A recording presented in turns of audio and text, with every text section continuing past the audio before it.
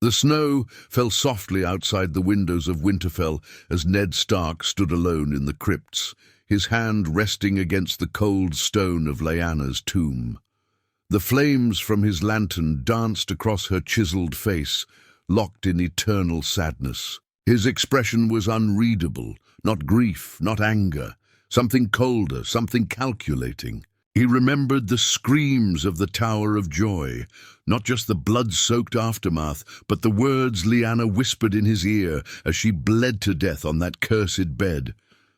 "Promise me, Ned," she had begged. And he had. But his promise wasn't just about keeping Jon safe. It was about everything that followed. Jon wasn't just a boy. He was the last living male of House Targaryen, the heir to the throne, and that meant the game had changed. The rebellion, Robert, Rhaegar, the lies, the oaths, all of it was now just a shell for something larger. He'd lied to Robert, not just about Jon's identity, but about his own loyalties. Not entirely. He had loved Robert, like a brother. But after Lyanna's death, something inside Ned had broken. The war hadn't been justice, it had been butchery wrapped in banners, and Robert had become a drunk, bloated shadow of a king. That night, as he looked into the eyes of the infant, boy with black hair and violet eyes already dulled by fear, Ned had made another vow, not to Robert, not to the gods, to the realm. One day, the Targaryens would return, and when they did, Westeros would need someone who could stand between madness and mercy. That someone would be Jon Snow. Years passed.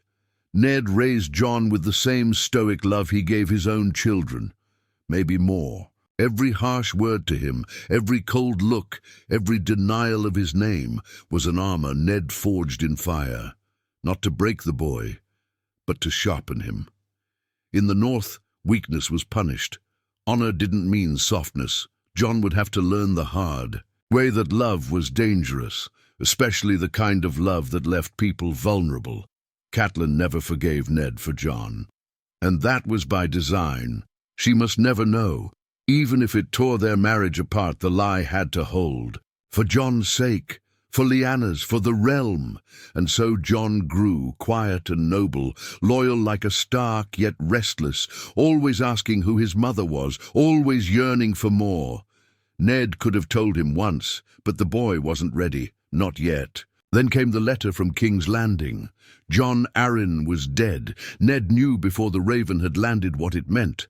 Jon Arryn had gotten too close to the truth about the Lannisters, about Robert's children, about the rot in the capital that spread from Cersei's chambers like poison. He burned the letter after reading it thrice. There would be no comfort in the truth now, only risk. That night in the Godswood, Ned prayed to the old gods, not for guidance but for strength. The long game had begun to move again. He would go to King's Landing, not because he wanted to serve Robert. He hadn't wanted to be hand. He hated politics. But the fire had reignited. If the Lannisters were poisoning the throne, the kingdom was vulnerable, and where there was weakness, the dragon could rise. Ned had seen what madness looked like in Aerys. He had seen what unchecked power did to men like Tywin. The only future he saw was one ruled by a good man. And Jon, if trained well, hardened properly, could be that man, even if he had to die to make it happen. The day he left for the capital, Ned pulled Jon aside. They walked alone for an hour, down to the ridge where the direwolves had first been. Found. Snow crunched beneath their boots. The wind was sharp. "I have to tell you something," Ned began. He paused, then shook his head. "No, not yet. But you must remember this. You may not know who you are yet, but one day you will. And when that day comes, you'll have to be more than just a man. You'll have to be something else."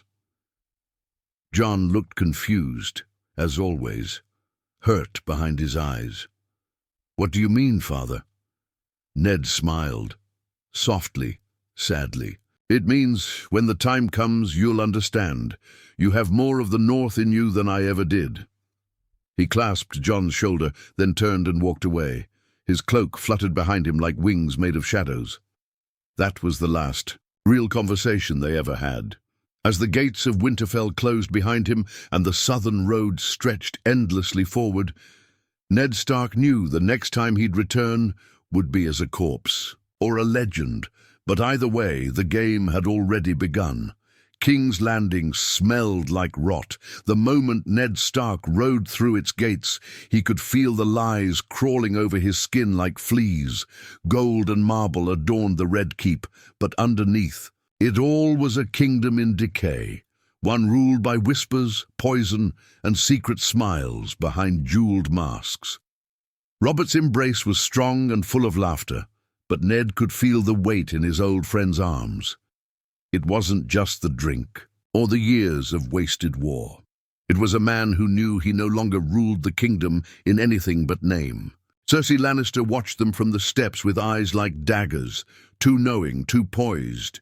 She smiled at Ned, but he didn't return it. He didn't trust her. He never had. Jon Arryn's death wasn't a fever. That much was certain. The man had been digging for truths buried too deep. Ned's mind returned to the boy he'd seen in Winterfell, Joffrey, and the other children. Their hair, their features, all wrong, too golden, too Lannister. But the truth about Robert's heirs wasn't what haunted Ned most. It was the idea that if he dug too far, he'd expose secrets that would destroy the kingdom. And Jon, if Jon's bloodline ever came to light before the realm was ready, they would hunt him down. Not just the Lannisters, everyone. Because the truth wasn't just dangerous, it was destabilizing. No matter how noble Jon was, a Targaryen returning to claim the throne would throw Westeros into chaos. And Ned had seen enough war to know one thing. War doesn't care who deserves to win. Varys was the first to visit him in the night. The eunuch stepped from the shadows of Ned's chamber like a phantom, his voice calm and laced with silk. "You're searching for Jon Arryn's killer," he said softly. "But I would warn you, Lord Stark, that the truth can be more dangerous than the lie." Ned turned to face him, cold and unmoving. "I've heard enough riddles for one day." "I don't speak in riddles," Varys replied, glancing at the flames in the hearth. "Only in warnings. The realm is not as stable as it seems. And on children, well, they are easily crushed under the weight of crowns." Ned stepped closer. "If you're speaking of Joffrey, say it plainly." "I'm speaking of all children," Varys said with a sigh. "Yours, the Queen's, and the ones across the narrow sea." Ned's eyes narrowed. "Daenerys?" Varys didn't respond directly, but his silence was answer enough. Ned had heard the rumors. A silver-haired girl married to a horse lord, a boy king begging for ships and swords to take back his birthright. If Robert found out Daenerys was pregnant, he'd order her death. And if he learned the truth about Jon, no, that couldn't happen. Not yet. The clock had started ticking the day Robert arrived at Winterfell. Now it raced against time, against blades in the dark and whispers in council chambers. Ned didn't trust Littlefinger, didn't trust Pycelle, certainly not Cersei. But he needed allies, at least until he could secure the truth. He started probing, quietly. Letters to old contacts, whispers through trusted men, watching Joffrey's behavior, watching how the Queen flinched when he mentioned Jon Arryn. But the closer he got, the more tangled the web became. Then one night, he found the book. Jon Arryn's final reading, The Lineages and Histories of the Great Houses of the Seven Kingdoms. Dry as dust, but inside it, Ned found something sharp. Baratheon children, always dark-haired, black of hair, black of eyes, every one of them. Until now, Joffrey, Myrcella, Tommen, blonde, like Jaime, like Lannisters. It confirmed what Jon Arryn had suspected, and it confirmed Cersei's secret. She was sleeping with her brother. Her children were born of incest, and Robert was blind. To it all, Ned's first instinct was to go to Robert, tell him everything. He even began to write the letter, but then he stopped. If Robert knew the truth, War would erupt, not just with the Lannisters, but with anyone loyal to the crown. A Targaryen uprising would seem preferable to some. Robert would send assassins across the sea, maybe even send men north, maybe even find out about Jon. That's when Ned realized the truth could not be told. Not yet, not like this. He would need to remove the Queen, yes, protect Robert from her influence, but more importantly, protect Jon and Daenerys, long enough for the realm to be ready. But then, Littlefinger offered him something else, something Ned hadn't expected. "Why not let Stannis take the throne?" Littlefinger suggested with his usual smirk. "Let the Lannisters and Baratheons kill each other, then install someone of your own choosing." Ned froze. "My own choosing?" Littlefinger leaned closer. "Who's to say who has the strongest claim? You know the truth about the Targaryen boy. Raise your banners, call him a Stark, say he's Robert's bastard if you must.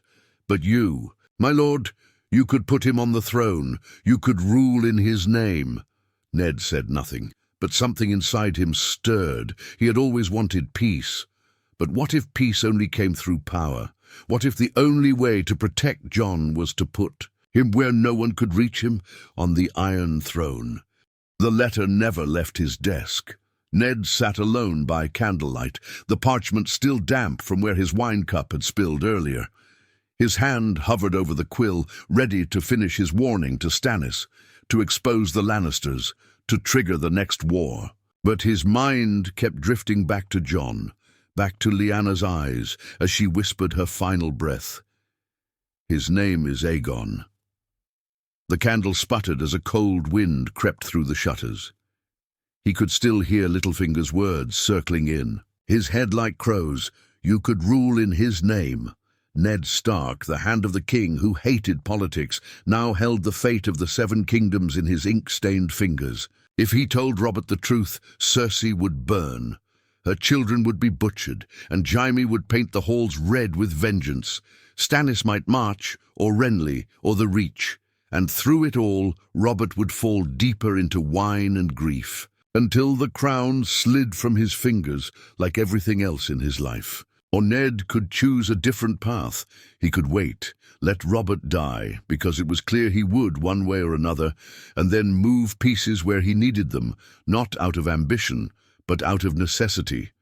Put Jon on the throne in time, when he was ready. That would mean controlling the chaos, not avoiding it. He had never played that kind of game before. But for Jon, he would. Then came the boar, the hunt, the wine, the betrayal. Ned stood at Robert's bedside, watching the man he once called Brother Wee's blood onto his chest. Cersei had arranged it, that much was clear. Wine too heavy, protection too light. A king too blind to see the trap until tusks ripped through. His gut. "I should have killed her," Robert rasped, his breath rattling. "Should have done it years ago." Ned said nothing. He only reached down and pressed the king's hand. "She killed Jon Arryn, didn't she?" Robert's eyes searched Ned's, panicked now. "She'll kill me. She'll kill my boys." Ned leaned in. "You must name a successor." Robert nodded weakly. You'll be protector of the realm, until my son comes of age." But Ned didn't write Joffrey's name. He wrote "my rightful heir."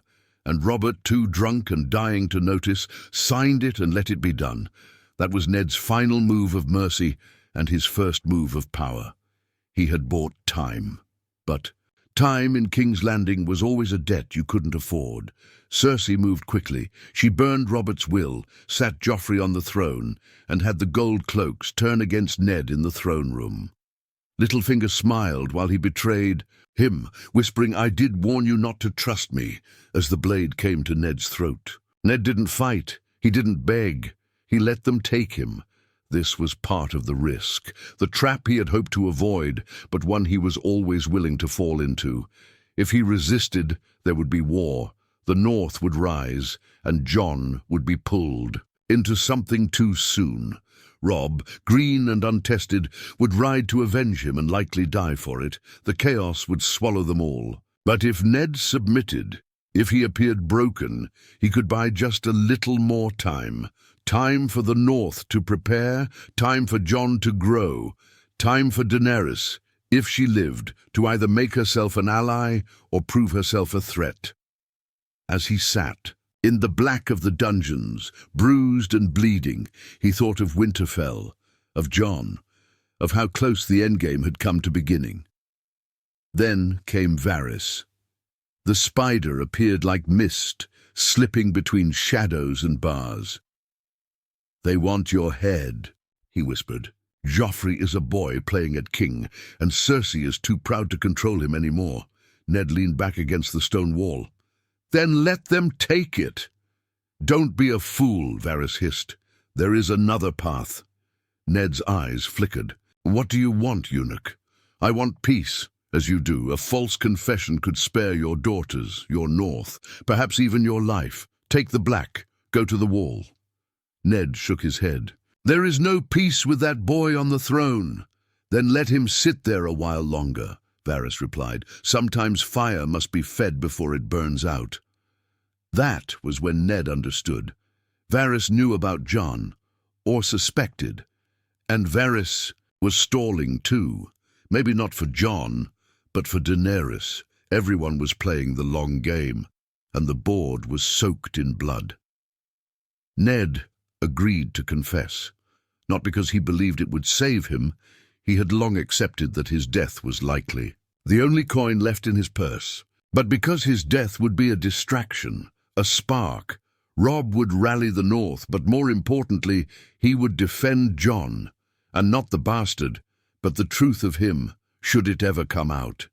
The world would mourn the honorable Ned Stark, but they would never know what he truly died for. Not for honor, not for Robert, not even for Lyanna. He died for a crown Jon didn't know was his. He died for a future he would never see. And as the sword came down upon the steps of Baela's Sept, Eddard Stark thought only one thing: "Jon, forgive me." Winterfell was colder than ever. Catelyn stood alone on the battlements, her fingers stiff in the wind, eyes searching the distant horizon. But no raven came, no word from King's Landing, only silence, and silence was never a good omen. When the news finally arrived, it came not in words, but in wails. Ned Stark was dead, beheaded in front of the Sept of Baelor by the boy king. Joffrey Baratheon, no trial, no mercy, no honor. Arya was missing, Sansa a captive, and the North was ablaze with grief and rage. Robb, 17 and unproven, stood in the great hall that night with tears still drying on his cheeks. His voice shook when he called the banners, but no one mocked him, not when the wolf banners of the North were already rising. And in the corner, silent and still as a shadow, Jon Snow stared into the fire at Castle Black, the only place Ned had hoped would keep him safe. But safety had become a distant memory. Ned's death had been planned, just not by him. The game had spiraled beyond even his reach in those final moments. Varys had begged the Queen to spare him. Cersei had considered it, but the one move she couldn't control was her own son. Joffrey, in a twisted show of power, had defied her and ordered the execution. Not knowing he had just turned a legend into a martyr, the North would never kneel again. Not to Lannisters, not to bastards pretending to be kings, but even as war drums beat across the frozen fields, the real war, the one Ned had prepared for, remained a whisper. Jon's name had not yet surfaced, and that was the point. Varys sat alone in the Red Keep that evening, brooding over a map of Westeros. A raven had already flown to Essos, not to spies, but to a mother of dragons, Daenerys Targaryen. She would soon learn that her enemy, Robert Baratheon, was dead. But more importantly, she would know the North had turned, and that there might be allies, secret ones, waiting for her. Jon's identity remained sealed in a letter only Varys had the key to decipher. A letter Ned had dictated in secret, to be delivered only if the worst happened. The words were simple, elegant, final. "The boy known as Jon Snow is not my bastard. He is Rhaegar Targaryen's true-born son. His name is Aegon. Protect him, guide him, and when the time is right, crown him." But Varys knew the time was not yet right. The boy was still at the wall, still a brother of the Night's Watch, still unready for the firestorm ahead. For now, the letter stayed hidden. The game would continue. In the far north, Jon Snow watched the flames dance. He had dreamed of his father's voice, whispering, warning. He couldn't remember the words, only the feeling, like something was unfinished, like something was still buried in the snow. He had taken the vows, sworn no crown, no wife, no children. He was a man of the Night's Watch, but the vow sat uneasily now. It had been built on a lie, not one he had told, but one told to him. Benjen Stark noticed the change. The way Jon carried himself now, shoulders straighter, eyes sharper. "Your father," Benjen said one night, "was never as simple as people thought." Jon glanced up. "What do you mean?" Benjen hesitated. "Just that he bore the weight of too many secrets, and they're heavier than swords." Jon didn't respond, but something inside him twisted. He had always thought he was nothing, just a bastard, the mistake of a good man. But now, that story no longer felt complete. There had to be more. And deep down, Jon feared that the truth would change everything. In the Riverlands, Robb Stark rode at the head of his army. Men chanted his name. Lords called him King in the North. But every night in his tent, Robb stared at a letter from his father, one written before Ned had ever left for King's Landing. "If anything happens to me, protect Jon. He's more important than you know. One day, you may understand why." Robb didn't understand yet, but he obeyed. Jon was still his brother, always would be, and if his father had asked him to protect Jon with his last breath, then Robb would do so, against Lannister, dragon, or god. But war was coming, and war made promises hard to keep. In Essos, Daenerys Targaryen held her newborn dragon in her arms, the flames of Khal Drogo's pyre still crackling behind her. She had lost everything, her husband, her son, her innocence, but she had gained something ancient and terrible, power. As she stared into the night sky, a raven landed on the edge of her camp, a black one, with scrolls marked not with Lannister red, but with the seal of a spider. Varys's words were brief. "Your enemies die, your allies rise, and in the far north the blood of your house still burns in silence." She read it thrice, then burned it in the fire. Jon Snow.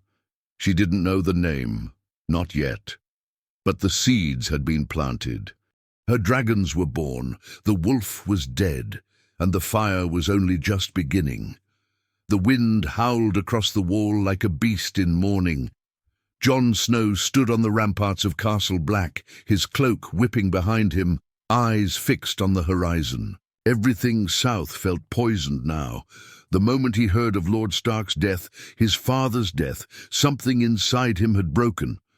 And yet, something else had awakened. A weight, a pull, like he was being dragged toward something larger than his own grief.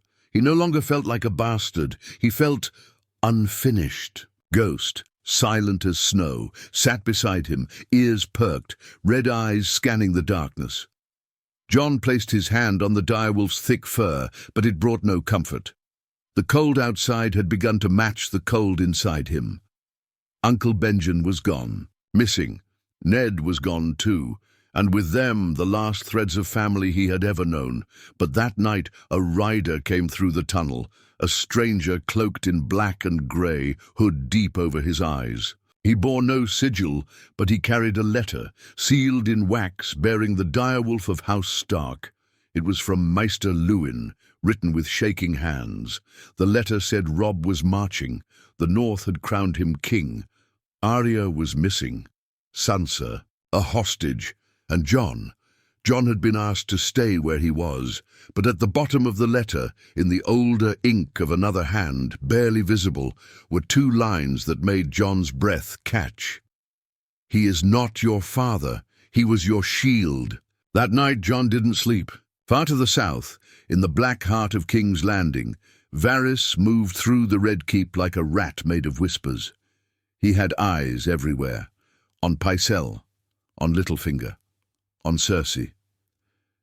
But his true obsession now lay beyond the narrow sea. In a girl who had risen from flame with dragons on her shoulders, Daenerys. He wasn't loyal to her yet, not fully. She was still untested, but he was no fool. He knew she was the last living child of the old dynasty, or so they thought. Ned Stark had changed that. Varys retrieved the letter he kept hidden in the false bottom of a jewelry box, deep in the crypts of the Red Keep, the one with Jon's secret, the one Ned had entrusted to him through a merchant guard who died mysteriously 3 days after delivering it. He read it again. His name is Aegon Targaryen. If you seek peace, protect him. He must never fall into their hands. There was only one problem. Jon didn't know who he was, and without that knowledge he was still vulnerable, still a pawn, not a player. Varys had planned to wait. Let things unfold naturally. Let Daenerys grow into her power. Let the war among the Lannisters devour itself. But now, with Robb Stark gaining victories and whispers of northern vengeance climbing the mountains, the timeline had changed. He would have to act sooner. In Dragonstone, Melisandre stared into the flames. The Red Priestess had come seeking Stannis, but found something far more troubling. Her fires whispered not of Baratheon power, but of ice and fire, of a boy in the snow with a wolf's heart and a dragon's soul.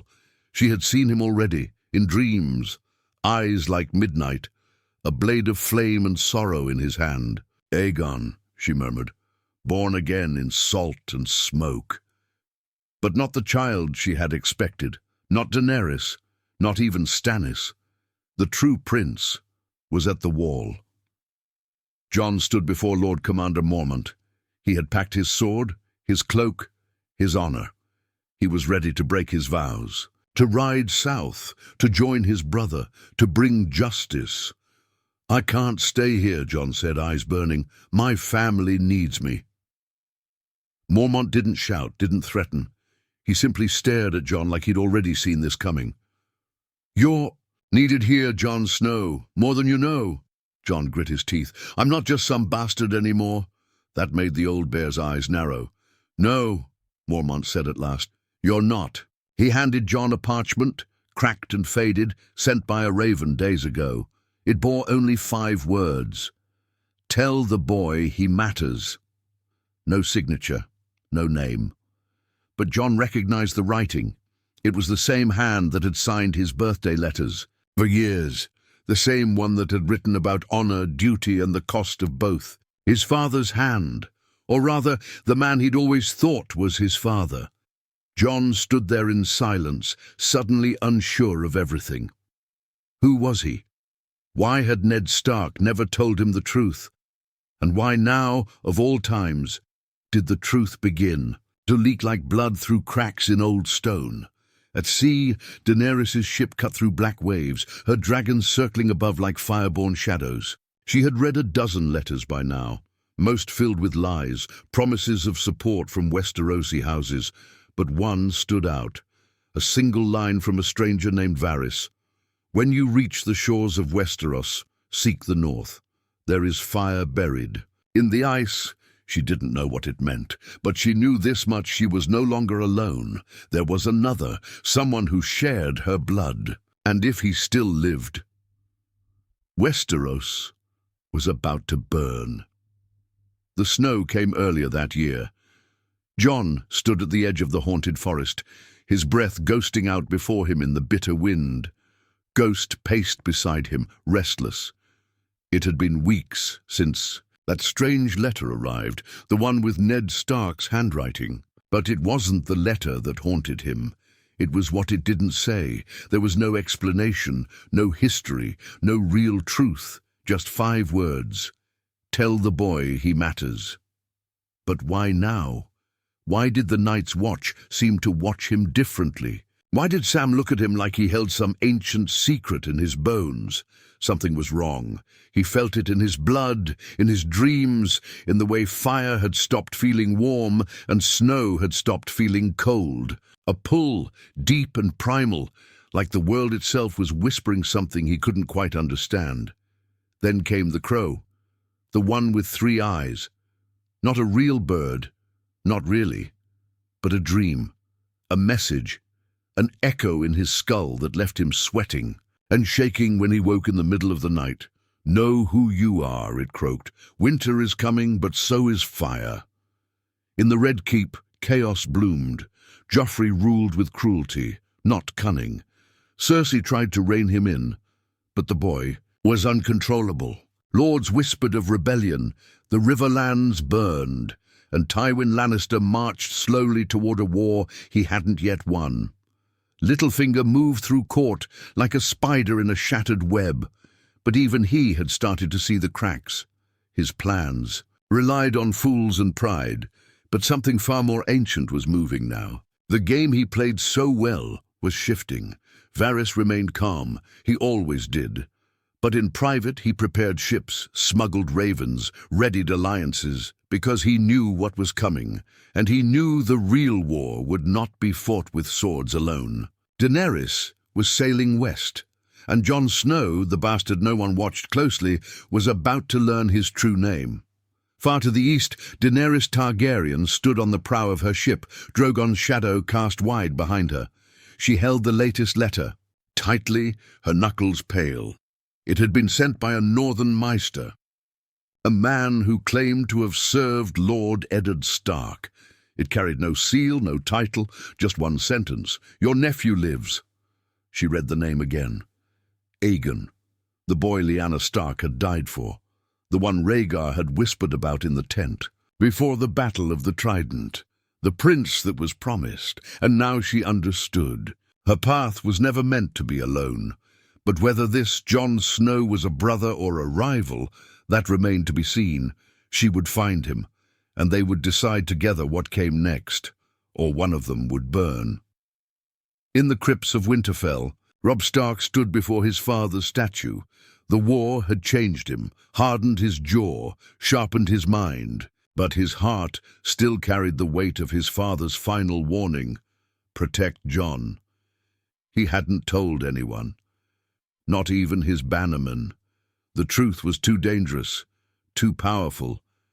But he'd started to see it in Jon too. In his letters, in the way his words grew heavier with each passing raven. The boy he'd grown up with was gone. In his place was something else, something ancient, a Stark, and something more.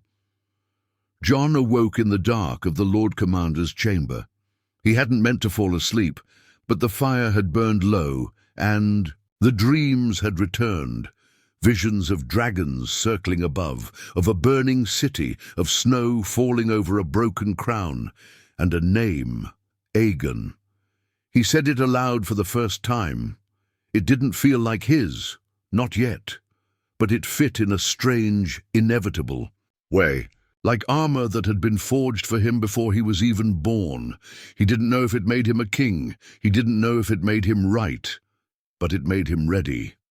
When the raven came that morning bearing the seal of the North, Jon didn't flinch. He cracked the wax, unrolled the parchment, and read Robb's words. They call me king now, but I know better. If you're ready, come home. Jon folded the paper. The wall had taught him to fight. The watch had taught him to lead, but now the world would teach him to rule. He turned to Sam. Get the horses, I need to go. Sam blinked. Go where? Jon looked out toward the rising sun, toward the south, toward his name. Winterfell. Somewhere, deep beyond the wall, the Night King opened his eyes. And, for the first time in centuries, he looked south, Not for the living, not for the light, but for the fire, for the boy with the blood of dragons and the heart of wolves, because the true war was coming, and it would not be fought with swords or crowns, but with truth.